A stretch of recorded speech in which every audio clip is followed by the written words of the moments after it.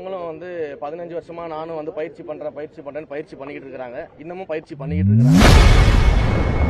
முதல்வர் விஜயை விமர்சனம் செய்த நாம் தமிழர் சீமானிற்கு அமைச்சர் ரமேஷ் பதிலடி கொடுத்துள்ளார்.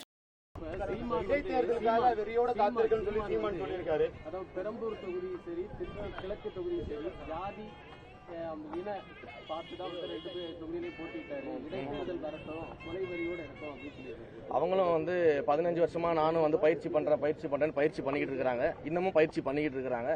முதல்ல வந்து இது போல வந்து வெறுப்பு அரசியலை விதைக்கிறது, வெறுப்பு அரசியல் பேசி வந்து ஒரு தலைவருக்கு எதிராக பேசுவது, இதையெல்லாம் விட்டுட்டு உண்மையிலேயே வந்து வெற்றி பெறுவதற்கான நோக்கத்தோடு பேசினார்னா நிச்சயமாக உள்ளாட்சி தேர்தலில் ஏதாவது ஒரு 2 இடத்துல அவர் வெல்வதற்கான வாய்ப்புகள் இருக்கு. அதை முயற்சி செய்யணும்னு அன்போடு கேட்டுக்கிறேன். வந்து திருச்சியில இருந்தா கொள்ளிடம் வந்து தெரியுது, தடுப்பணைகள் கட்ட வேண்டும் வந்து நீண்ட வருஷ கோரிக்கையா இருக்கு. அந்த கோரிக்கைகள் எல்லாமே விவசாய சங்கங்களோட பேசி ஏற்கனவே நிறைய கோரிக்கைகள் கொடுத்திருக்காங்க. அந்த கோரிக்கைகள் எல்லாமே சம்பந்தப்பட்ட அமைச்சர் அவர்களிடம் வந்து நம்ம கொடுத்திருக்கிறோம். அமைச்சர் அவர்கள் அதன் மீது வந்து ஆய்வுகளை பண்ணிட்டு இருக்கிறாரு. பட்ஜெட் நிதிநிலையை பொறுத்து எந்தெந்த திட்டங்களை எப்படி கொண்டு வரணுன்றதை அமைச்சர் அவர்கள் முடிவு செய்து நிச்சயமாக கொண்டு வருவார். செய்திகளை உள்ளது உள்ளபடி தெரிந்து கொள்ள ரெஃப்ளெக்ட் நியூஸை சப்ஸ்கிரைப் பண்ணுங்க.